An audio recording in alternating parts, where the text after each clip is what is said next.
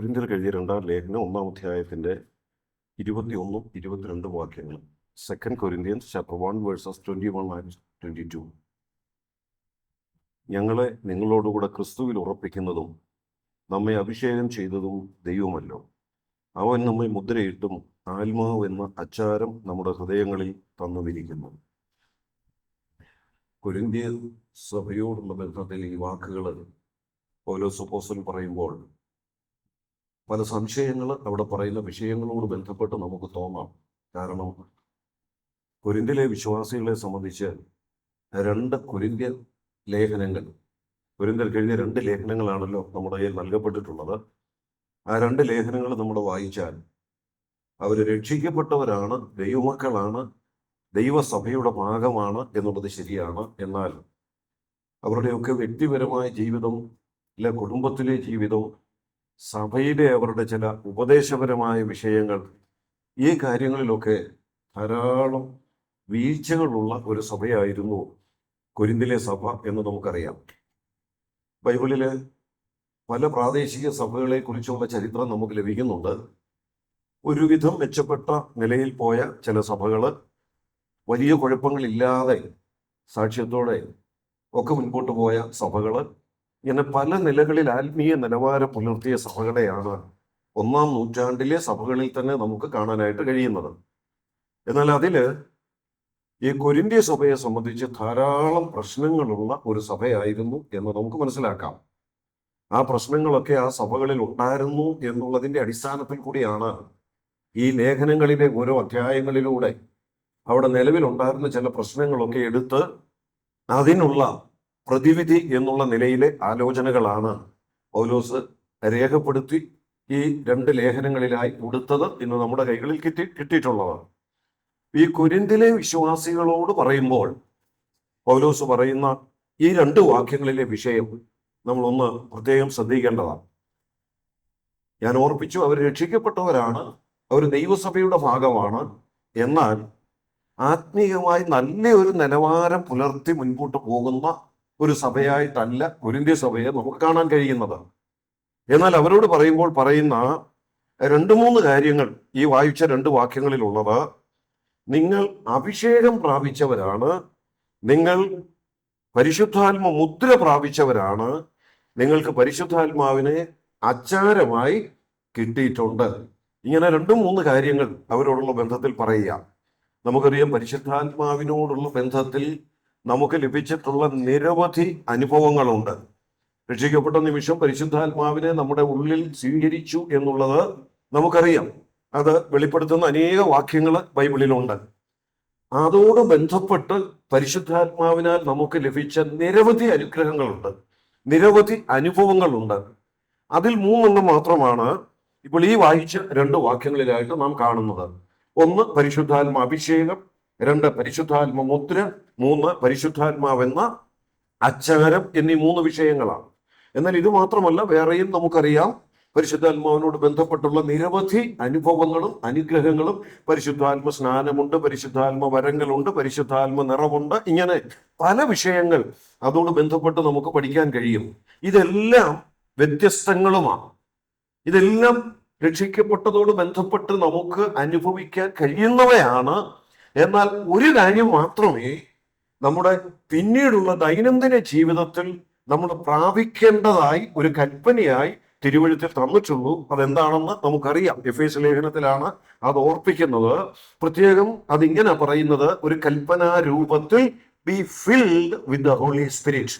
പരിശുദ്ധാത്മാവിൽ നിറയണം എന്നുള്ളത് മാത്രമാണ് പരിശുദ്ധാത്മാവിനോട് ബന്ധപ്പെട്ട് നാം പ്രാപിക്കേണ്ടതായ, അല്ലെങ്കിൽ അനുദിന ജീവിതത്തിൽ നമ്മൾ പ്രാപിച്ചെടുക്കേണ്ടതായ, ദൈനംദിനം നമ്മുടെ ജീവിതത്തിന്റെ വിജയത്തിന്, ശുശ്രൂഷകളുടെ അനുഗ്രഹത്തിന്, സാക്ഷ്യ ജീവിതത്തിന് ഒക്കെ നമുക്ക് അത്യാവശ്യമായി നാം പ്രാപിച്ചെടുക്കേണ്ടതായ ഏക വിഷയമായി പരിശുദ്ധാത്മാവിനോട് ബന്ധപ്പെട്ട് പറഞ്ഞിട്ടുള്ളത് അത് മാത്രമാണ് പരിശുദ്ധാത്മ നിറവ് എന്നുള്ളതാണ്.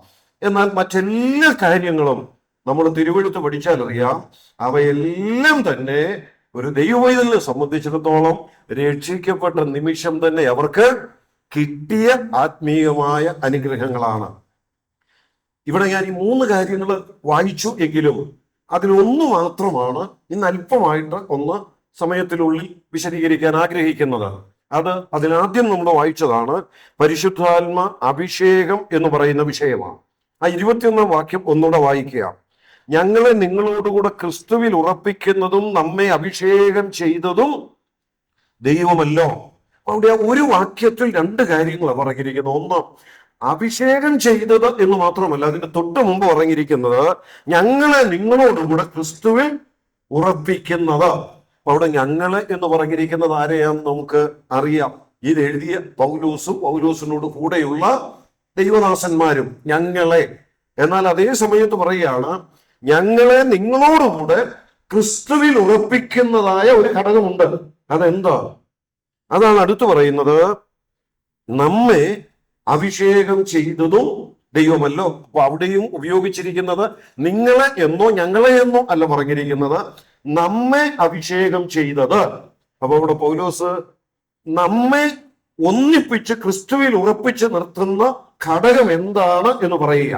അതെന്താ? നമ്മെ ഒന്നിപ്പിച്ച് നിർത്തുന്ന ഒരു ഘടകം, നമ്മെ ദൈവം പരിശുദ്ധാത്മാവിനാൽ അഭിഷേകം ചെയ്തിട്ടുണ്ട് എന്നുള്ളതാണ്.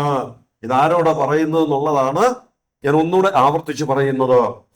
അവർ രക്ഷിക്കപ്പെട്ട ദൈവമക്കളാണെന്നുള്ളത് ശരിയാ, പക്ഷേ അവരുടെ ആത്മീയ ജീവിതത്തിൽ സാക്ഷ്യക്കേടുണ്ട്, അവരുടെ ഉപദേശപരമായ അറിവിൽ വളരെ വീഴ്ചകളുണ്ട്, അവരുടെ സഭാപരമായ നടത്തിപ്പുകളിൽ വളരെ പരാജയങ്ങളുണ്ട്.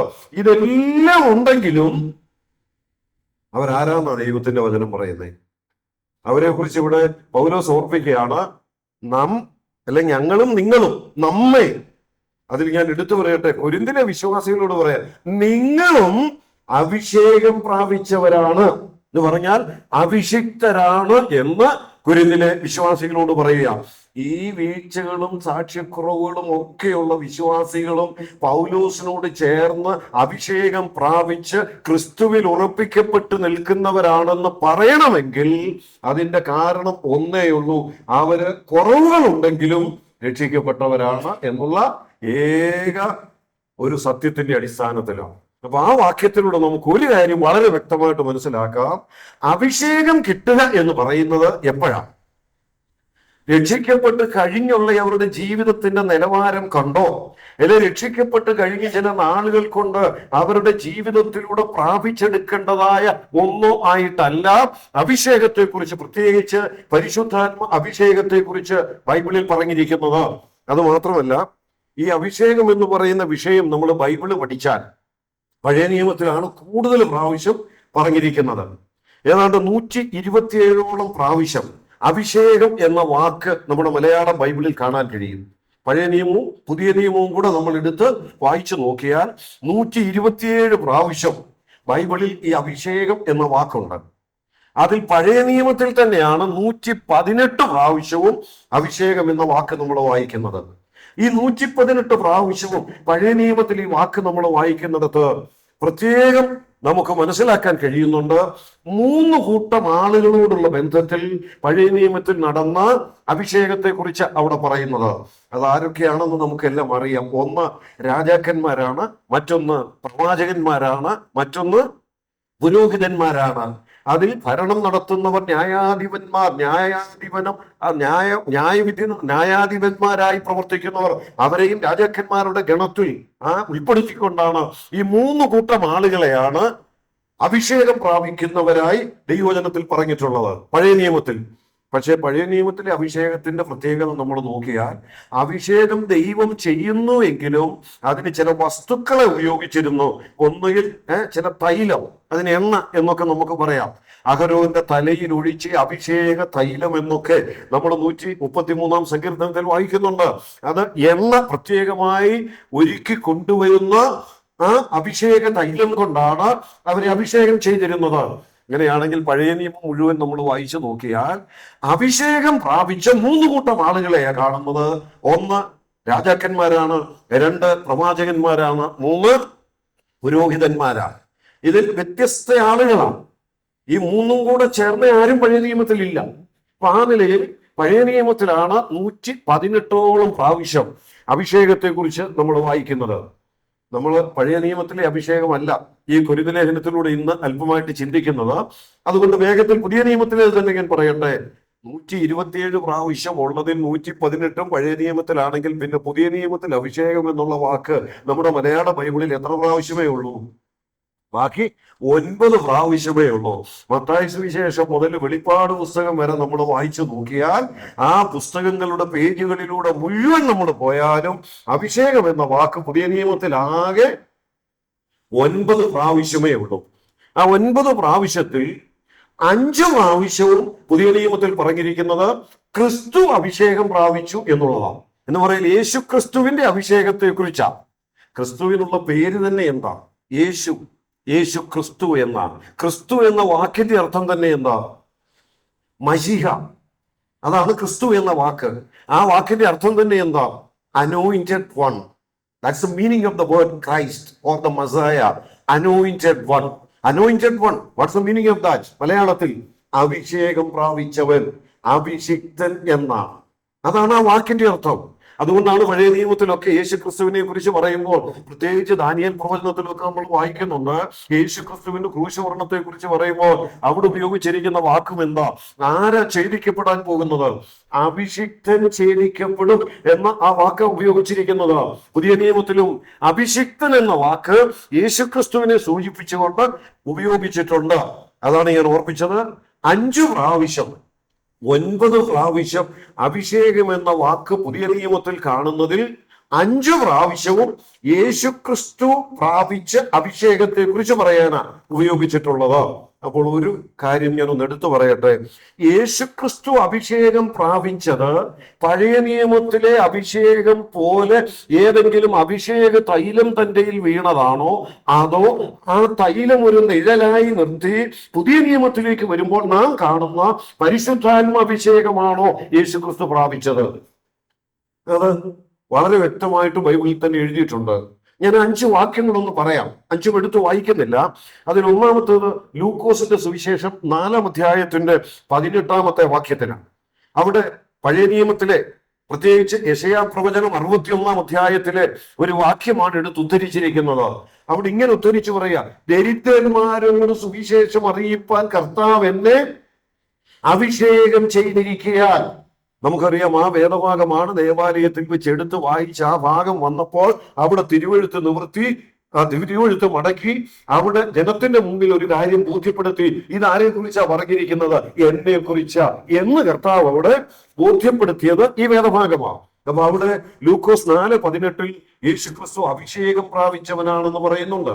പിന്നീട് അപ്പോസ്തല പ്രവൃത്തികളുടെ പുസ്തകം 4-ാം അധ്യായത്തിന്റെ 26-ാമത്തെ വാക്യത്തിനുണ്ട്. അപ്പോസ്തല പ്രവൃത്തികളുടെ പുസ്തകം 4-ാം അധ്യായം 27-ാമത്തെ വാക്യത്തിനുണ്ട്. തൊട്ടടുത്ത 2 വാക്യങ്ങൾ. അപ്പൊ 3 വേദഭാഗങ്ങളാണ് ഞാനിപ്പോൾ പറഞ്ഞത്.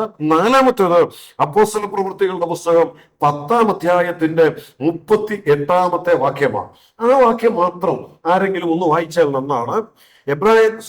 അപ്പോസ്തല പ്രവൃത്തികളുടെ പുസ്തകം 10-ാം അധ്യായത്തിന്റെ 38-ാമത്തെ വാക്യം. ഈ 5-ാമത്തെ വാക്യം എബ്രായ ലേഖനം 1-ാം അധ്യായത്തിന്റെ 9-ാമത്തെ വാക്യമാണ്. ആ വേദവാക്യങ്ങൾ എല്ലാവർക്കും കിട്ടി എന്ന് ഞാൻ കരുതുന്നു. ലൂക്കോസ് 4:18, അപ്പോസ്തല പ്രവൃത്തികൾ 4:26, അപ്പോസ്തല പ്രവൃത്തികൾ 4:27, അപ്പോസ്തല പ്രവൃത്തികൾ 10:38, എബ്രായ ലേഖനം 1-ാം അധ്യായം 9-ാം വാക്യം. ഇങ്ങനെ 5 വാക്യങ്ങൾ. അതിൽ അപ്പോസ്തല പ്രവൃത്തി 10:38 മാത്രം ഒന്ന് വായിക്കാമോ?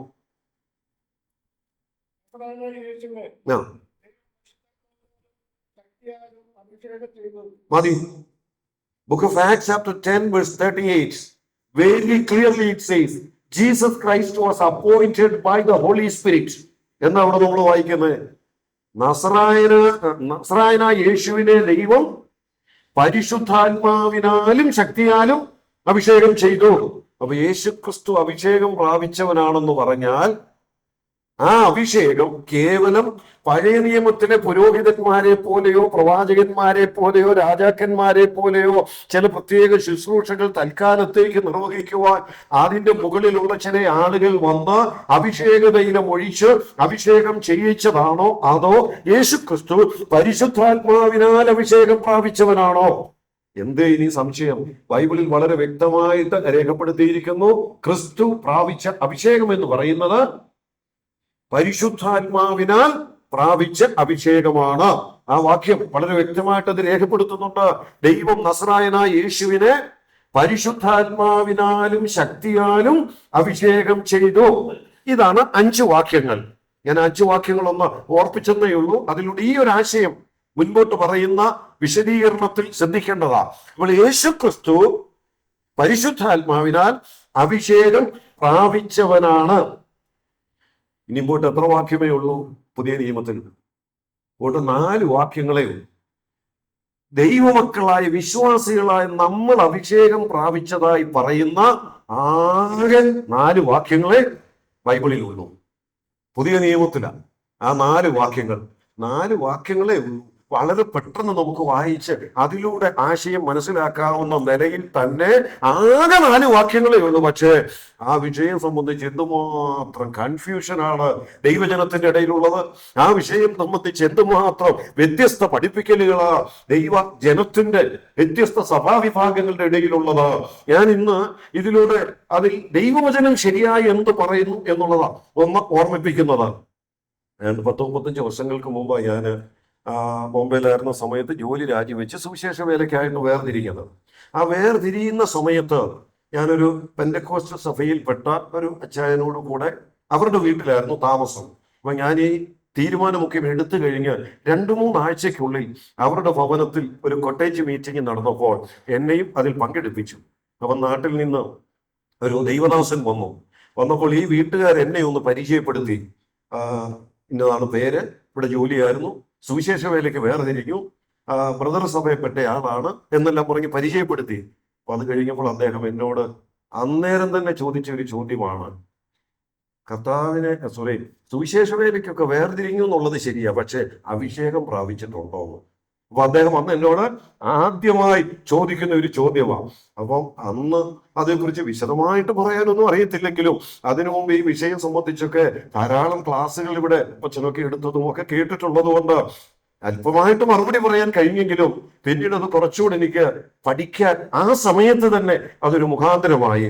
അപ്പൊ ആദ്യം എന്നോട് ചോദിച്ചത്, രക്ഷിക്കപ്പെട്ടു, സഭയിലൊക്കെ പോകുന്നുണ്ട്, ഒക്കെ ശരിയാ, പക്ഷെ കർത്താവിന്റെ വേലയ്ക്ക് പോകണമെങ്കിൽ ഇനിയും എന്തോടെ വേണം? അഭിഷേകം പ്രാപിക്കണം എന്ന് പ്രത്യേകം എടുത്തു പറഞ്ഞു. ഞാൻ ചോദിക്കട്ടെ, അങ്ങനെ രക്ഷിക്കപ്പെട്ട ശേഷം സ്നാനപ്പെട്ടും ശേഷം ദൈവജനത്തോടു കൂടെ കൂട്ടായ്മ ആചരിച്ചു പോകുന്ന വ്യക്തികൾ പിന്നീട് പ്രാപിച്ചെടുക്കേണ്ട ഒന്നായി അഭിഷേകത്തെ കുറിച്ച് തിരുവചനത്തിൽ എവിടെയെങ്കിലും പഠിപ്പിക്കുന്നുണ്ടോ? ഒരു സൂചന പോലും, ഒരു തെളിവ് പോലും ഈ ബൈബിളിൽ ഇല്ല എന്നുള്ളതാണ് ദൈവജന പഠനത്തിലൂടെ നാം മനസ്സിലാക്കുന്നത്. അതുമാത്രമല്ല, ദൈവസഭയോട് ബന്ധപ്പെട്ട് ചില പ്രത്യേക ശുശ്രൂഷകൾ ചെയ്യാൻ നിയോഗിക്കപ്പെട്ട ചിലര് മാത്രമാ അഭിഷിക്തരെന്നുള്ള ഒരാശയവും പുതിയ നിയമത്തിൽ എവിടെയും പഠിപ്പിക്കുന്നില്ല. അങ്ങനെ ആരെന്നെങ്കിൽ കൊരിന്തിലെ ഈ സാക്ഷ്യം കേട്ട വിശ്വാസികളോട്, ഞാനത് പറയുന്നതിൽ തെറ്റിദ്ധരിക്കരുത്, സാക്ഷ്യം കുറവുള്ള ഈ വിശ്വാസികളോട് നമ്മെ അഭിഷേകം ചെയ്തതും എന്ന് പൗലൂസ് പറയുമായിരുന്നു. അപ്പൊ അവിടെ പൗലൂസ് പറയുന്നത് എന്താ? അല്ലയോ കൊരിന്തിലെ വിശ്വാസികളായ സഹോദരി സഹോദരന്മാരെ, ഞാനും അഭിഷേകം പ്രാപിച്ചവനാ, നിങ്ങളും അതേ ആത്മാവിനാൽ അഭിഷേകം പ്രാപിച്ചവരാ എന്നല്ലേ അവരോട് പറയുന്നത്. അപ്പോൾ അവരുടെ ജീവിതത്തിലെ എന്തെങ്കിലും മേന്മകൾ കണ്ടിട്ടോ അവർ ചെയ്യേണ്ടതായ എന്തെങ്കിലും പ്രത്യേക ശുശ്രൂഷകൾക്കായിട്ടോ അവരെ പ്രത്യേകമായി അഭിഷേകം ചെയ്തെടുക്കേണ്ടുന്ന ഒരു ശുശ്രൂഷയായിട്ടല്ല പരിശുദ്ധാത്മ അഭിഷേകത്തെ കുറിച്ച് അവിടെ പറയുന്നത്. അപ്പൊ ആ നിലയിൽ നമ്മൾ ദൈവവചനം പഠിച്ചാൽ ഇവിടെ കൊരിന്തിലെ വിശ്വാസികൾ അഭിഷിക്തരായിരുന്നു എന്നുള്ളതിന്റെ ഏക കാരണമെന്ന് പറയുന്നത് അവര് രക്ഷിക്കപ്പെട്ടവരായിരുന്നു എന്നുള്ളതാണ്. ഇനി 3 വാക്യങ്ങളെ ഉള്ളെന്ന് ഞാൻ പറഞ്ഞല്ലോ. ആ 3 വാക്യങ്ങളും നമ്മളൊന്ന് വായിക്കുന്നതല്ല, പക്ഷെ അതോടൊന്ന് വായിക്കാമോ? 2 കൊരിന്ത്യർ 1-ാം വാക്യമാണ് നമ്മൾ ഇപ്പം വായിച്ചത്. 1 യോഹന്നാൻ 2-ാം 20-ാമത്തെ വാക്യം, 1 John chapter 2:20. അവിടെയാണ് നമ്മൾ പരിശുദ്ധാത്മ അഭിഷേകം വിശ്വാസിയോടുള്ള ബന്ധത്തിൽ കാണുന്ന 2-ാമത്തെ വാക്യം.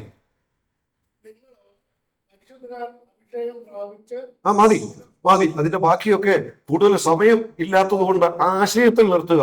നിങ്ങളോ പരിശുദ്ധാത്മാവിനാൽ അഭിഷേകം പ്രാപിച്ച് സകലവും അറിയുന്നു.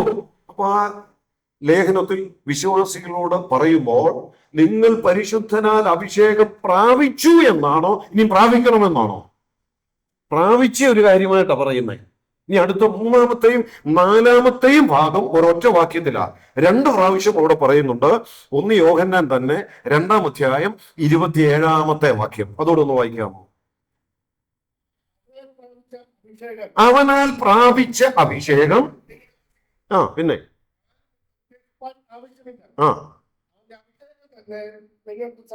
അവന്റെ അഭിഷേകം തന്നെ നിങ്ങൾക്ക് സകലവും ഉപദേശിച്ചു തരികയാണ്. നീ ഒന്ന് ശ്രദ്ധിക്കുക. വിശ്വാസികൾ അഭിഷേകം പ്രാപിച്ചതായോ അല്ലെ ദൈവമക്കളോടുള്ള ബന്ധത്തിൽ പരിശുദ്ധാത്മാഭിഷേകത്തെ ബന്ധപ്പെടുത്തി പറയുന്നതായ 4 ഭാഗങ്ങളെ ബൈബിളിലുള്ളൂ. ആകെ 3 വാക്യങ്ങളിൽ, അതിൽ 1 വാക്യത്തിൽ 2 പ്രാവശ്യം പറഞ്ഞിരിക്കുന്നു അല്ലെ, 27-ാം വാക്യത്തിൽ.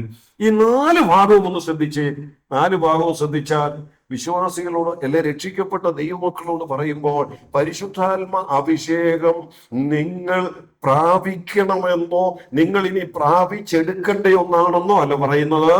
പിന്നെ ഏത് അവസ്ഥയിലാണ് പറയുന്നത്? ഞാനത് ഇങ്ങനെ പറയട്ടെ, ഭൂതകാല പ്രയോഗമായിട്ടാണ് പറയുന്നത്. ദൈവവചനത്തിൽ വിശ്വാസികളോട് പരിശുദ്ധാത്മ അഭിഷേകത്തെ കുറിച്ച് പറയുന്ന എല്ലാ വാക്യങ്ങളും വിശ്വാസികൾ പരിശുദ്ധാത്മ അഭിഷേകം പ്രാപിച്ചവരാണ് എന്ന് തന്നെ വ്യക്തമാക്കിക്കൊണ്ട് ദൈവവചനത്തിൽ രേഖപ്പെടുത്തിയിരിക്കുന്നത്. അതുകൊണ്ട് ഇവിടെ ഇരിക്കുന്ന രക്ഷിക്കപ്പെട്ട ദൈവമക്കളായ നമ്മളെല്ലാം ആരാണ്? ദൈവവചന പ്രകാരം നമ്മളെല്ലാം ആര് തന്നെയാണ്? അഭിഷിക്തന്മാരാ. അതിനകത്ത് കൊരിന്തിലെ വിശ്വാസികളോട് പറയുമ്പോൾ നാം എല്ലാം എന്ന് പറയുമ്പോൾ കേവലം സഹോദരന്മാർക്ക് മാത്രമല്ല ആ ലേഖനം എഴുതി കൊടുക്കുന്നത്, പിന്നെ ആർക്കും കൂടിയാ? ആ സഭയിലുള്ള സഹോദരിമാർക്കും കൂടിയാ. അങ്ങനെയാണെങ്കിൽ രക്ഷിക്കപ്പെട്ട ദൈവമക്കൾ സഹോദരന്മാരാകട്ടെ സഹോദരിമാരാകട്ടെ എല്ലാവരും പരിശുദ്ധാത്മ അഭിഷേകം പ്രാപിച്ചവരാ. അങ്ങനെയാണെങ്കിൽ ഞാൻ ചോദിക്കട്ടെ, ഇവിടെ ഇരിക്കുന്ന നമ്മളൊക്കെ രക്ഷിക്കപ്പെട്ടവർ ഇനിയും അഭിഷേകം പ്രാപിക്കേണ്ട ആവശ്യമുണ്ടോ? നമ്മളൊക്കെ ആര് തന്നെയാണ്? നമ്മളൊക്കെ അഭിഷിക്തരാണ്. നമ്മളൊക്കെ അഭിഷേകം പ്രാപിച്ചവര് തന്നെയാണ്. ദൈവവചനത്തിൽ ഞാൻ പറഞ്ഞല്ലോ, പുതിയ നിയമത്തിൽ ദൈവസഭയോട് ബന്ധപ്പെട്ട് അഭിഷേകത്തെ കുറിച്ച്, പരിശുദ്ധാത്മ അഭിഷേകത്തെ കുറിച്ച് പറയുന്ന ആകെ 4 വാക്യങ്ങളേ ഉള്ളൂ. ആ 4 വാക്യങ്ങളിലും പരിശുദ്ധാത്മാഭിഷേകം പ്രാപിച്ച് കഴിഞ്ഞതായിട്ടാണ് പറഞ്ഞിരിക്കുന്നത്. അത് അഭിഷേകം മാത്രമല്ല, ആത്മാവിനോട് ബന്ധപ്പെട്ടുള്ള പരിശുദ്ധാത്മ സ്നാനമാകട്ടെ, പരിശുദ്ധാത്മ മുദ്രയാകട്ടെ, പരിശുദ്ധാത്മ അച്ചാരമാകട്ടെ, പരിശുദ്ധാത്മ പ്രാപണമാകട്ടെ, ഇങ്ങനെ ഏതും പ്രാപിച്ച് കഴിഞ്ഞ അനുഭവമായ കാര്യമായിട്ടാണ് പറഞ്ഞിരിക്കുന്നത്. ആത്മനിറവ് രക്ഷിക്കപ്പെടുന്ന നിമിഷം പ്രാപിക്കുന്നു എങ്കിലും പിന്നീട് ദൈനംദിന ജീവിതത്തിലും പ്രാപിക്കേണ്ട ഒരു കൽപ്പനയായി പറഞ്ഞിട്ടുണ്ട്. ഏക വിഷയം പരിശുദ്ധാത്മ നിറവിനോട് ബന്ധപ്പെടുത്തി മാത്രമാ. അങ്ങനെയാണെങ്കിൽ നാം എല്ലാവരും ആര് തന്നെയാണ്? ഇവിടെ ഇരിക്കുന്ന രക്ഷിക്കപ്പെട്ട സകല ദൈവമക്കളും ആര് തന്നെയാണ്? അത് ശരിയായിട്ട് വചനത്തിലൂടെ മനസ്സിലാക്കി പഠിപ്പിക്കുകയും ചെയ്യുന്നത് ഒരളവിൽ പറഞ്ഞാൽ നമ്മളെയും അല്ലേ വേർപെട്ട ദൈവമക്കൾ. ഞാൻ ഒന്നുകൂടെ പറയട്ടെ ബ്രദറുകാരെ, ശരിയായി ആ ദൈവവചനത്തിലെ സത്യം പഠിപ്പിക്കുന്നത്. ബാക്കി ചില സഭാവിഭാഗങ്ങളൊക്കെ നമ്മൾ ശ്രദ്ധിച്ചാൽ നമുക്കറിയാം, അവിടെ ചിലര് മാത്രം അഭിഷിക്തന്മാർ. ചില പ്രത്യേക ശുശ്രൂഷകളൊക്കെ നടക്കണമെങ്കിൽ ചോദിച്ചാൽ പറയും ആരുള്ളപ്പോഴേ നടത്തുകയുള്ളൂ, അഭിഷിക്തന്മാർ. എന്നാൽ ഈ പകലിൽ ഞാൻ വളരെ വ്യക്തമായിട്ട് പറയട്ടെ, രക്ഷിക്കപ്പെട്ട സകല ദൈവമക്കളെയും ഈ വിശുദ്ധ വേദപുസ്തകം ആരായിട്ട് തന്നെ പറയുന്നു? അഭിഷിക്തന്മാർ. അതുമാത്രമല്ല, പരിശുദ്ധാത്മാവിനെ ഉള്ളിൽ പ്രാപിച്ചവരുമാ. രക്ഷിക്കപ്പെടുന്ന നിമിഷം തന്നെ പരിശുദ്ധാത്മാവിനെ കിട്ടുന്നത് എന്നുള്ളതും ദൈവവചനം വളരെ വ്യക്തമായും വിശദമായും നമ്മെ പഠിപ്പിക്കുന്ന ഒരു വിഷയമാണ്. അത് വേറെ ചില വാക്യങ്ങളൊക്കെ അത് സപ്പോർട്ടായിട്ടുണ്ട്. ഞാൻ അതിലേക്ക് ഇപ്പോൾ പോകുന്നില്ല. എന്നാൽ ഇങ്ങനെ പറയട്ടെ, രക്ഷിക്കപ്പെട്ട സകല ദൈവമക്കളും അത് കൊരിന്തിലെ വിശ്വാസികളാണെങ്കിലും മതിയല്ലോ. അത്രയും പറയുമ്പോൾ അവരുടെ നിലവാരം കൂടെ മനസ്സിലാക്കാമല്ലോ. കൊരിന്തിലെ വിശ്വാസികളാണെങ്കിലും അവരും ആര് തന്നെയാണ്? അവരും അഭിഷിക്തന്മാര് തന്നെയാണ്. ഇനി അത് പറയുമ്പോൾ അവർ അഭിഷിക്തന്മാരായതുകൊണ്ട് പൗലോസ് പറയുന്ന ഒരു വാക്ക് നമുക്കൊന്ന് ശ്രദ്ധിക്കാം. ക്രിസ്തുവിൽ നമ്മെ ഉറപ്പിക്കുന്നതും. ഈ കൊരിന്തിലെ വിശ്വാസികളുടെ ജീവിത നിലവാരത്തിൽ വീഴ്ചകളും കുറവുകളും ഒക്കെ ഉണ്ടായിരുന്നെങ്കിലും അവർ രക്ഷിക്കപ്പെട്ട ദൈവമക്കൾ എന്നുള്ള നിലയിൽ അവർ പരിശുദ്ധാത്മ അഭിഷേകം പ്രാപിച്ചവരായതുകൊണ്ട് അവര് ക്രിസ്തുവിൽ നിൽക്കേണ്ടവരാ. അവരെ ക്രിസ്തുവിൽ ഉറപ്പിച്ചിരിക്കുകയാ എന്ന് പൗലോസ് അവിടെ പറയുന്നത്. അതുകൊണ്ടാണ് ദൈവവചനത്തോടുള്ള ബന്ധത്തിൽ രക്ഷിക്കപ്പെട്ടവരുടെ രക്ഷയുടെ ഭദ്രതയെ കുറിച്ചൊക്കെ വളരെ വ്യക്തമായിട്ട് പഠിപ്പിക്കുന്നത്. കാരണം അവരെ അഭിഷേകം ചെയ്ത് ക്രിസ്തുവിൽ ഉറപ്പിച്ചു നിർത്തിയിരിക്കുക. അതുകൊണ്ട് നാം ഇനി ഉറച്ചു നിൽക്കണം എന്നുള്ളത് പ്രായോഗിക ആലോചനകള് ദൈവവചനത്തിൽ വേറെ തരുന്നുണ്ട്. എപ്പോഴാണ് അങ്ങനെയാണെങ്കിൽ നമ്മൾ അഭിഷേകം പ്രാപിച്ചത്? രക്ഷിക്കപ്പെട്ടപ്പോൾ. ഇപ്പൊ ഇതുവരെ ഞാൻ വിശദീകരിച്ചതിലൂടെ ആശയം വ്യക്തമാണ്. എന്നാൽ എപ്പോഴാണ് നീ 3 or 4 വാക്യം വായിച്ചെടുത്ത് നമ്മൾ വായിക്കുന്നില്ല? ഉണ്ടോ? കൊരിന്ത്യർ ലേഖനത്തിൽ വായിച്ചെടുത്തും യോഹന്നാന്റെ ലേഖനത്തിൽ വായിച്ചെടുത്തും ആ 4 സ്ഥലത്തും നിങ്ങൾ അഭിഷേകം പ്രാപിച്ചവരാണെന്ന് പറയുന്നുണ്ട് വിശ്വാസികളോടാ. പക്ഷെ എപ്പോഴാണെന്ന് അവിടെ ഒന്നും പറയുന്നില്ല. അപ്പം പിന്നെ അതൊരു സംശയം. ഇത് എപ്പോഴായിരിക്കും? കൊരിന്ത്യയിലെ വിശ്വാസികളും രക്ഷിക്കപ്പെട്ട് കഴിഞ്ഞ് പിന്നെ കുറച്ച് കഴിഞ്ഞെങ്ങാനും ആയിരിക്കുമോ? യോഹന്നാൻ ഈ വിശ്വാസികളോട് പറയുമ്പോൾ അവരും രക്ഷിക്കപ്പെട്ട് കഴിഞ്ഞ് പിന്നെ കുറച്ച് കഴിഞ്ഞെങ്ങാനും ആയിരിക്കുമോ? ഈ ലേഖനം എഴുതിയപ്പോഴത്തേക്ക് ഏതായാലും അവർ അഭിഷേകം പ്രാപിച്ചു കഴിഞ്ഞു. അങ്ങനാണോ? അല്ല. രക്ഷിക്കപ്പെട്ട സമയം തന്നെ അഭിഷേകം പ്രാപിച്ചതെന്നുള്ളതും ബൈബിളിലൂടെ നമുക്ക് മനസ്സിലാക്കാം. ഞാൻ അതുകൂടെ ഒന്ന് സൂചിപ്പിക്കാം. ഈ പഴയ നിയമത്തിലെ അഭിഷേകമൊക്കെ നമ്മൾ എടുത്തു പഠിച്ചാൽ, പ്രത്യേകിച്ച് അഹരോനെ മാത്രം, എല്ലാവരുടെയും അങ്ങനെ തന്നെയാണ്. എന്നാൽ അഹരോനെ കുറിച്ച് മാത്രം ഒരു ദൃഷ്ടാന്തമായിട്ട് ഞാൻ പറയട്ടെ. അഹരോനെ ഒരു പുരോഹിതൻ എന്നുള്ള നിലയിൽ ദൈവം തെരഞ്ഞെടുത്ത് ശുശ്രൂഷയ്ക്കാക്കി വെച്ചപ്പോൾ ആദ്യം ചെയ്തത് അഹരോനെ തൈലമൊഴിച്ച് അഭിഷേകം ചെയ്യായിരുന്നു. അങ്ങനെ അഭിഷേക തൈലം വീണ് അഭിഷിക്തനായെങ്കിലേ പഴയ നിയമത്തിൽ അഹരോന് ദേവാലയത്തിലോട്ട് ചെന്ന് ശുശ്രൂഷ ചെയ്യാനൊക്കത്തുള്ളൂ, ദേവാലയത്തിനകത്ത് പ്രവേശിക്കാൻ പറ്റുള്ളൂ, വിശുദ്ധ മന്ദിരത്തിൽ പ്രവേശിക്കാൻ പറ്റുള്ളൂ. അതിനപ്പുറം മഹാപുരോഹിതൻ അതിവിശുദ്ധ സ്ഥലത്ത് പ്രവേശിക്കണമെങ്കിൽ അഭിഷേക തൈലം വീണവനായിരിക്കണം. അത് പഴയ നിയമത്തിലെ വ്യവസ്ഥയാണ്. അങ്ങനെയാണെങ്കിൽ അഹരോനെ പുരോഹിത ശുശ്രൂഷയ്ക്ക് വേണ്ടി ദൈവം തെരഞ്ഞെടുത്ത് പൗരോഹിത്യ ശുശ്രൂഷയ്ക്കായിട്ട് നിയോഗിക്കുമ്പോൾ അഹരോന്റെ മേൽ അഭിഷേക തൈലം ഒഴിച്ചത് എവിടെയാ ഒഴിച്ചത്? അഹരോനെ എവിടെയാ? ലേവ്യ പുസ്തകം 8-ാം അധ്യായത്തിന്റെ 12-ാമത്തെ വാക്യം. ഒത്തിരി വാക്യങ്ങളുണ്ട്, അതിൽ ഒരു വാക്യം മാത്രമേ ഞാൻ സൂചിപ്പിക്കുന്നുള്ളൂ. ലേവ്യ പുസ്തകം 8-ാം അധ്യായം 12-ാമത്തെ വാക്യത്തിൽ വളരെ വ്യക്തമായിട്ട് അവർ എഴുതിയിട്ടുണ്ട്, അഹരോന്റെ തലയിൽ വീണ അഭിഷേക തൈലം. ഇനി നമ്മൾ 133-ാം സങ്കീർത്തനം വായിച്ചാലും ആ ആശയമുണ്ട് അല്ലേ? എവിടെയാ അഹരോന്റെ മേൽ തൈലം വീണതെന്ന് 133-ാം സങ്കീർത്തനത്തിലും നമ്മൾ വായിക്കുന്നുണ്ട്. അതിന്റെ 2-ാം വാക്യം ഞാനൊന്ന് വായിക്കാം. അത് വസ്ത്രത്തിന്റെ വിളിമ്പിലേക്ക് നീണ്ടു കിടക്കുന്ന താടിയിലേക്ക്, അഹരോന്റെ താടിയിലേക്ക് തന്നെ ഒഴുകുന്നതായി അവന്റെ തലയിലെ വിശേഷ തൈലം പോലെയും. 133-ാം സങ്കീർത്തനത്തിൽ പറയുന്നതിന്റെ വ്യക്തമായ തെളിവ് ലേവ്യ പുസ്തകത്തിലോ. പ്രത്യേകിച്ച് ഒരു വാക്യം മാത്രം ഞാനൊന്ന് സൂചിപ്പിച്ചു, 8-12. അഹരോന്റെ തലയിലാണ് അഭിഷേക തൈലം ഒഴിച്ചത്. തലയിൽ അഭിഷേക തൈലം ഒഴിച്ചപ്പോൾ അഹരോൻ ആരായി? പുരോഹിതനായി, അല്ലെങ്കിൽ അഭിഷിക്തനായി. ഓക്കെ, അഹരോൻ അഭിഷിക്തനായി, തൈലമൊക്കെ തലയിൽ വീണു. എവിടെ വീണുള്ളൂ? തലയിലേ വീണുള്ളൂ. പക്ഷെ അഹരോൻ ഇനിയും അഭിഷേക തൈലം തലയിൽ വീണ് എന്ന് പറഞ്ഞാൽ ആ ഓഫർ ലെറ്റർ ഒക്കെ കിട്ടി സൈൻ ചെയ്ത് ആ ജോലിക്കായിട്ട് പ്രവേശിക്കുക. അങ്ങനെ അങ്ങോട്ട് പ്രവേശിക്കുമ്പോൾ എവിടെ ചെന്ന് ശുശ്രൂഷ ചെയ്യേണ്ടത്? ദേവാലയത്തിലോട്ടാ.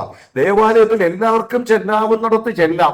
അതിന് ഈ പ്രത്യേക അഭിഷേക തൈലമൊന്നും വേണ്ട, പ്രാകാരത്തിൽ ചെല്ലാം. പക്ഷെ വിശുദ്ധ സ്ഥലത്തോട്ട് കയറണമെങ്കിൽ അഭിഷേക തൈലം വീണവനായിരിക്കണം.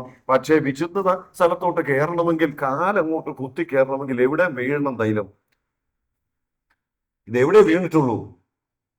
തലയിലെ വീണിട്ടുള്ളൂ. അപ്പൊ ശരിക്കു പറഞ്ഞാൽ അഹരോന്റെ തലയിലെ അഭിഷേക തൈലം വീണിട്ടുള്ളെങ്കിൽ അത് കാലിലെത്താതെ കാലുകുത്തി എങ്ങനെ വിശുദ്ധ സ്ഥലത്തേക്ക് പ്രവേശിക്കും? ഈ തലയിൽ വീണ അഭിഷേക തൈലം അത് തലയിൽ വീണു എന്നുള്ളത് കൊണ്ട് അതിനകത്ത് കയറി കഴിഞ്ഞ് അവിടുത്തെ ഉപകരണങ്ങളൊക്കെ എടുത്ത് ശുശ്രൂഷ ചെയ്യണമെങ്കിൽ തന്റെ കൈകളിലും അഭിഷേക തൈലം എത്തിയിരിക്കണം. പക്ഷേ തിരുവെഴുത്ത് മുഴുവൻ വായിച്ചു നോക്കൂ. അങ്ങനെ പ്രത്യേകിച്ച് തലയിൽ അഭിഷേക തൈലം ഒഴിച്ചിട്ട് അതിന്റെ വാതുക്കെ ചെന്നപ്പോൾ വീണ്ടും കാലിൽ ഒഴിച്ച് അഭിഷിക്തനാക്കി അങ്ങോട്ട് കയറ്റി അതിനകത്ത് ചെന്ന് കൈകൊണ്ട് ശുശ്രൂഷ ചെയ്യാൻ നേരം കയ്യിൽ വീണ്ടും അഭിഷേക തൈലം ഒഴിച്ചു. അങ്ങനെ ഒരു പരിപാടി നമ്മൾ കാണുന്നില്ല. പിന്നെ എന്താ കാണുന്നത്? അഭിഷേക തൈലം തലയിൽ ഒഴിച്ചെങ്കിൽ 133-ാം സങ്കീർത്തനം പറയുന്നത് പോലെ അത് അവിടെ നിന്ന് എവിടം വരെ എത്തി? ആ സങ്കീർത്തനം ഒന്നുകൂടെ ഒന്ന് വായിക്കാം. 133-ാം സങ്കീർത്തനത്തിന്റെ 2-ാം വാക്യം. അഹരോന്റെ തലയിലാണ് ഒഴിച്ചതെങ്കിലും അത് വസ്ത്രത്തിന്റെ വിളിമ്പിലേക്ക് നീണ്ടുകിടക്കുന്ന താടിയിലേക്ക് അഹരോന്റെ താടിയിലേക്ക് തന്നെ ഒഴുകുന്നതായി അവന്റെ വിശേഷ തൈലം പോലെയും. അപ്പൊ അവന്റെ തലയിൽ വീണ അഭിഷേക തൈലം തലയില ഒഴിച്ചതെങ്കിലും അത് എവിടം വരെ എത്തി? താടിയിൽ കൂടെ, ശരീരത്തിലൂടെ, കാലിൽ കൂടെ, വസ്ത്രത്തിന്റെ വിളുമ്പ് വരെ. ഇനിയിപ്പം വേറെ അഭിഷേക തൈലം കാലിൽ ഒഴിക്കണോ? വേണ്ട. നീ കൈകളിൽ അഭിഷേക തൈലം പുരട്ടണോ? വേണ്ട. എവിടെ വീണാ മതി? തലയിൽ വീണാ മതി. തലയിൽ അഭിഷേക തൈലം വീണിട്ടുണ്ടെങ്കിൽ ആ തലയുടെ കീഴിലുള്ള ശരീരത്തിന്റെ എല്ലാ അവയവങ്ങളിലേക്കും അഭിഷേക തൈലം ഒഴുകി ആ ശരീരം മുഴുവൻ അഭിഷിക്തമായി മാറുന്നു എന്നുള്ളത് പഴയ നിയമം നമ്മെ പഠിപ്പിക്കുന്നു. പ്രത്യേകിച്ച് അഹരോനോടുള്ള ബന്ധത്തിൽ 133 സങ്കീർത്തനം വളരെ വ്യക്തമാക്കുന്നു. അങ്ങനെയാണെങ്കിൽ ഇവിടെ ഇരിക്കുന്ന രക്ഷിക്കപ്പെട്ട സകല ദൈവമക്കളും അഭിഷിക്തരാണെന്ന് പറയുവാൻ കാരണം ഞാനും നിങ്ങളും ദൈവസഭ എന്ന ശരീരത്തിന്റെ അവയവങ്ങളായപ്പോൾ ആ ശരീരത്തിന്റെ തല അഭിഷിക്തമായിട്ടുണ്ടെങ്കിൽ ആ തലയുടെ കീഴിലുള്ള ശരീരവും ആ അഭിഷേകത്തിന്റെ ഫലം പ്രാപിച്ചിരിക്കുകയാണ്. അങ്ങനെയല്ലേ തിരുവഴുത്ത് ഇപ്പോൾ നമ്മെ പഠിപ്പിക്കുന്നത്? അങ്ങനെയാണെങ്കിൽ നമ്മൾ എപ്പോഴാണ് അഭിഷിക്തരായത്? ഞാനത് ഇങ്ങനെ പറയട്ടെ, എപ്പോൾ നമ്മൾ അഭിഷിക്തനായ ക്രിസ്തു എന്ന തലയുടെ കീഴിലുള്ള ശരീരത്തിന്റെ ഭാഗമായോ അപ്പോൾ നാം അഭിഷിക്തനായി കഴിഞ്ഞു. പിന്നീട് ശരീരത്തിൽ വേറെ ഒരു അഭിഷേകത്തിന്റെ ആവശ്യമില്ല. വീണ്ടും തൈലമൊഴിക്കേണ്ട കാര്യമില്ല. ക്രിസ്തു പരിശുദ്ധാത്മാവിനാൽ അഭിഷേകം പ്രാപിച്ചവനാണെങ്കിൽ ക്രിസ്തു ദൈവസഭയുടെ തലയാണ്. തല പരിശുദ്ധാത്മാവിനാൽ അഭിഷേകം പ്രാപിച്ചതുകൊണ്ട് എപ്പോൾ ഞാനും നിങ്ങളും വ്യക്തിപരമായി ആ ക്രിസ്തു എന്ന തലയുടെ കീഴിലുള്ള ശരീരത്തിന്റെ ഭാഗമായോ അപ്പോൾ തന്നെ ആ തലയിൽ നിന്നുള്ള അഭിഷേകത്തിന്റെ ഫലം നമ്മിലേക്ക് വ്യാപിച്ച് നാമും ആരായി തീർന്നിരിക്കുകയാണ്. നാമും അഭിഷിക്തരായി തീർന്നിരിക്കുകയാണ്. വേറെ എന്ത് തെളിവായി ദൈവജനത്തിലൂടെ ആവശ്യമായിട്ടുള്ളത്? ഇതിനപ്പുറത്ത് വേറെ എന്താ ഒരു വിശദീകരണം ദൈവജനത്തിൽ ആവശ്യമായിട്ടുള്ളത്? ഇതിനപ്പുറത്തൊരു പഠിപ്പിക്കല് എങ്ങനെ ദൈവജനത്തിന് വിരുദ്ധമായി നമുക്ക് പറയുവാൻ കഴിയും? അത് പ്രിയപ്പെട്ടവര്, എന്ന് നാം രക്ഷിക്കപ്പെട്ടോ അന്ന് നാം ദൈവസഭ എന്ന ശരീരത്തിന്റെ ഭാഗമായി തീർന്നു. അതുകൊണ്ട് അഭിഷിക്തനായ തല അഭിഷേകം പ്രാപിച്ചിരിക്കാൻ ആ അഭിഷേകത്തിന്റെ കീഴിലുള്ള ശരീരം എന്നുള്ള നിലയിൽ ഞാനും നിങ്ങളും അഭിഷേകം പ്രാപിച്ചു. അപ്പൊ ഇവിടെ ഇരിക്കുന്ന രക്ഷിക്കപ്പെട്ട സകല ദൈവമക്കളും എപ്പോൾ അഭിഷേകം പ്രാപിച്ചു? രക്ഷിക്കപ്പെട്ടപ്പോഴേ. എന്തുകൊണ്ട്? രക്ഷിക്കപ്പെട്ടപ്പോൾ സഭ എന്ന ശരീരത്തിന്റെ ഭാഗമായി. അതുകൊണ്ട് എന്താ? ആ ശരീരത്തിന്റെ തല ഓൾറെഡി പരിശുദ്ധനാൽ അഭിഷേകം പ്രാപിച്ചതാ. അതുകൊണ്ട് ആ തലയിലെ അഭിഷേകതയിലെ